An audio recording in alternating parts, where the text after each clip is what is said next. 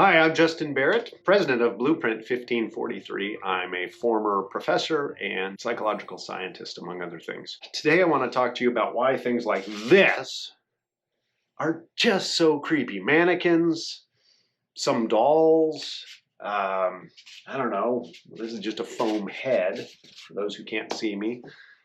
They just kind of give you that uncanny kind of creepy feeling, and we're coming up on Halloween here, and so it's kind of fun to talk about creepy things like that. Why?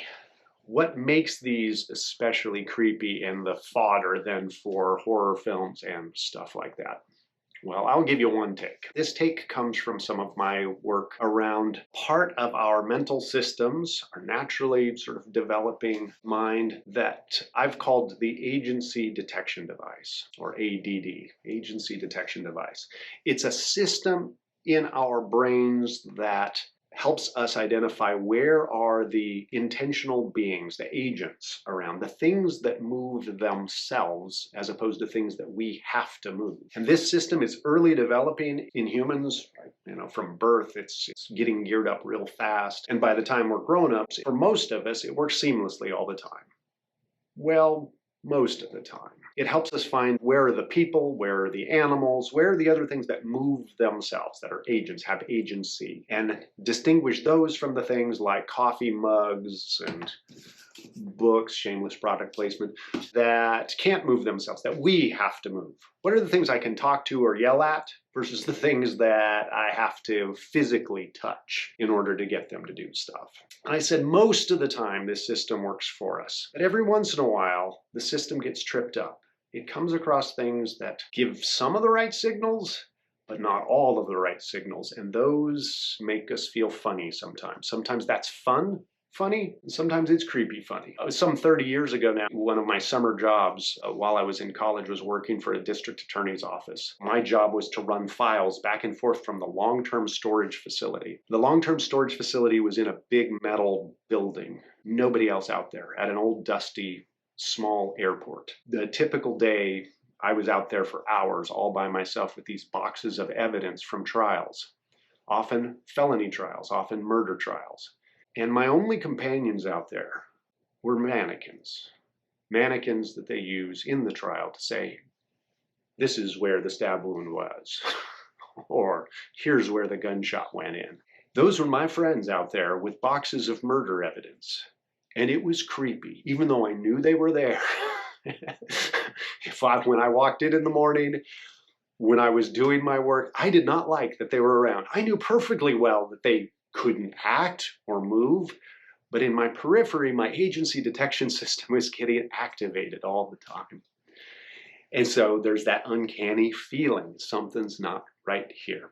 That kind of creepy feeling, those of us in cognitive science sometimes refer to that as an uncanny feeling. And I know that that's crossed over into the uncanny valley, where there are certain kinds of, say, CGI humans that are kind of close, but they're not quite right, or other kinds of movie effects that are kind of close, but not quite right. You fall into this uncanny kind of vibe, the uncanny valley. That's for really kind of straightforward reasons. Our agency detection system, work with babies as well as experimental work with adults, shows us that our agency detection system is looking for certain kinds of cues in the environment to get fired up, right? So one of those cues is, does an object move itself? And does it move itself in a way that kind of looks like it is aimed at a goal?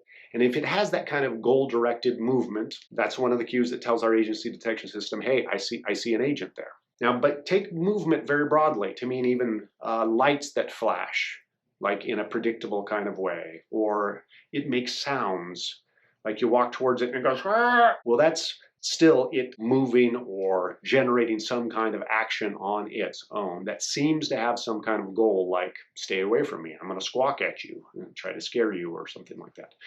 That's one of the cues that our perceptual systems say, that's sign of an agent. But we have other inputs for this system, and one of those is faces. From birth, babies are selectively attending to human faces in the environment. And when it sees a face, it assumes that face is attached to an agent. It expects the other signs of agency to accompany a face. And so it really upsets babies, for instance, if you stick your face right up in their face and then don't react to them and show no emotions. This kind of protocol has been done experimentally, try to see what kinds of facial expressions babies imitate, but also to gauge the effect to which their sort of sense of agency has already started developing. And so they will go back and forth with mom or dad or whomever with facial expressions and cooing and talking, but if mom suddenly goes blank face and stops reacting, babies get very upset. It appears to be uncanny for them in an interesting way because their agency detection system has been triggered by a human face, and then it stops acting like an agent. That's uncomfortable. So we've got an agency detection system that's triggered by self-generated movement, but it's also triggered by faces. Eventually, it's also triggered by human forms. So things that have the shape of a human. Then those start to become part of the picture of what triggers this agency detection system. It's more flexible than just humans, but humans and human-like faces are great triggers for this system. And then the agency detection system tells another system, what's sometimes called our theory of mind or mentalizing system, hey, figure out what that thing wants. What are its goals? What are its intentions? What can it see? What can't it see? That system helps us make predictions about how it's going to move next so that we can either, get in its way or out of its way, depending on whether we want to interact with it or not. Should we help it? Should we hurt it? Should we impede its motion? All of that then is our theory of mind system. So you've got two different systems. You've got this agency detection system, which then triggers this theory of mind, or sometimes it's called mentalizing system. They're connected in adult humans, but that's rapidly developing starting in the toddler years, and by the time kids are 3, 4, 5 years old, that's a really nice, full, rich pathway that generates all kinds of intuitions and so forth. Automatically going on in the background all the time. I'm describing this as if it's kind of thoughtful, reflective kind of thing, but that's not how it works. It's all below the surface of consciousness most of the time, just humming along there. And that's why we can be caught off guard sometimes. So if the agency detection system gets triggered by something that has a human-like form, like a mannequin, especially a face on that mannequin, it activates automatically our there's an agent here system. And then when that thing doesn't move or doesn't have those other kinds of animate, agentive kinds of properties, we have a momentary freak out. And so, these can be engineered, and they're engineered in haunted houses all the time. They're engineered in movies. They are accidentally engineered in department stores. You've probably had that experience where you think there's somebody standing next to you, you realize it's a mannequin, and you kind of get startled for a moment. Why would you be startled at an inanimate object? It can't do anything. Well, because your agency detection system was triggered. That uncanniness can get developed in other ways, and sometimes in the opposite extremes too. So I said that, from birth we're attracted to faces, and those faces trigger that agency detection system.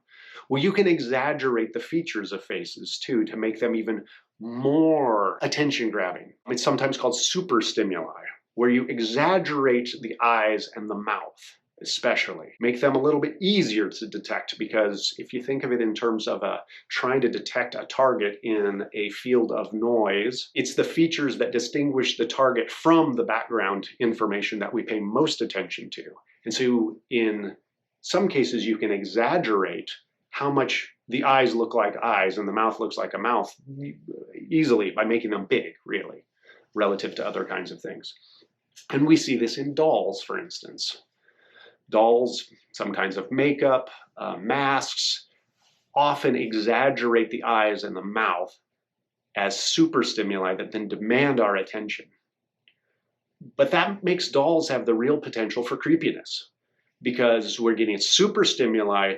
Agent Q here. Look, there's a big old face, and it's looking at you. And then it doesn't move. Now, we get used to dolls, and part of the fun of dolls, likely, is that psychological tension, that it looks like an agent, but isn't. And that can be fun. It can be a little bit stimulating. And so, kids want to play with this and interact with it. It aids imagination. But there are those moments then, too, where it can be startling. When the lighting isn't good, when I didn't expect to see it, or when it's carrying a knife and running down the hall and chasing me.